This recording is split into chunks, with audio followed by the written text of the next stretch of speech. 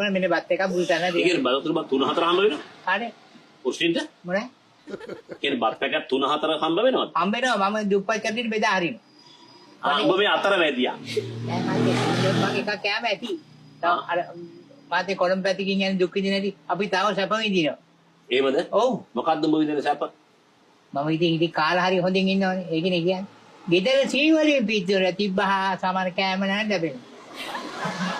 අපෝ සීවලේ පින්තූර නෙවෙයි මගේ පින්තූරේ ගහනවා. මන්නේ තේ එකක් උඹට දෙන්න. නෑ හරි සීවලේ පිටුර තිබ්බොත් කෑමල පහළ වෙනවලු. කවුද කියන්නේ? බන පොතේ පුසන්න තියෙන. දැන් උඹ බන පොතේ විදිහටම ජීවත් වෙන්නේ? නෑ. එහෙනම් කියන්නේ බන පොතේ තියෙනකම ජීවත් වෙනවද? මම නෑ. පන්සල් යනවද? යනවා. කොයි පන්සලද යන්නේ? මම හැම පාසලම යනවා. ඇයි ඈ? ඇයි යන්නේ පන්සල්? කොත්තමලි පැකට් එකක් ඉල්ල ගන්න, පිටි එකක් ඉල්ල ගන්න ඒක. නේද? පන්සල් යන්නේ බුදුන් වඳින්න නෙවෙයි. නෑ. බුදුන් වඳින්න නැහැ පන්සල් ගිහිල්ලා. නිකන් වැඩිල මහතිය වඳිනවා. දෙයියන් වේලෙට අතුකන් නැතුව හොඳින් ඉන්න ලැබේවා. මට මැරෙනකම්ම පන්සල අයිති වේවා කියලා පාතරයි.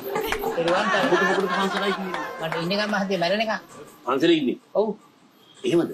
මම බලාගෙන ඉතින් පන්සලේ ඉන්නව නම් කන්න බොන්න මොකටද මිනිස්සුන්ගෙන් ඉල්ල ගන්න? කර්ම ගෙවන්න එපා. ගියාත්ම කරපු පාප කර්ම තමයි ගෙවන්නේ. මේ මම නැතුම් බදු ප්‍රශ්නේ නෙවෙයි. නෑ. අපි අවුරුදු 10 කින මැරෙයි. 10ක් හරි 20ක් හරි ඉඳි.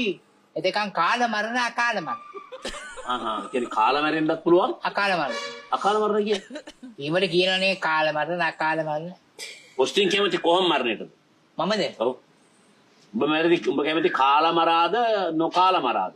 මම ඉතින් කාලා තමයි මැරෙන්නේ හදන්නේ මං. කාලා තමයි මැරෙන්නේ. කාලා තමයි මැරෙන්නේ. ඔව් එහෙම නෙවෙයි. කියන්නේ කණ්ඩම තමයි ඉපදිලා තියෙන්නේ. ඔව් කෑම තමයි පස්සේ නැතු මේ රටකට වැඩකට ඉපදුනා නෙවෙයි. ඔව් පොස්ටින්ගෙන් මේ රටට තියෙන වැඩේ මොකද්ද? මනද? ඔව්. මොකක්ද තියෙන්නේ වැඩේ? කාලා බිල හොඳින් ඉන්න එක තමයි මට වැඩේ. වෙන මොකද ඒ වැඩේ? උඹේ වැඩේනේ. ඔව් මගේ වැඩේ.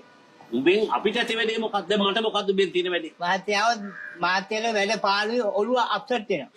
අර කයිල ගන්නවා මේක ඉල්ල ගන්නවා. ඒ කිලයි දැන්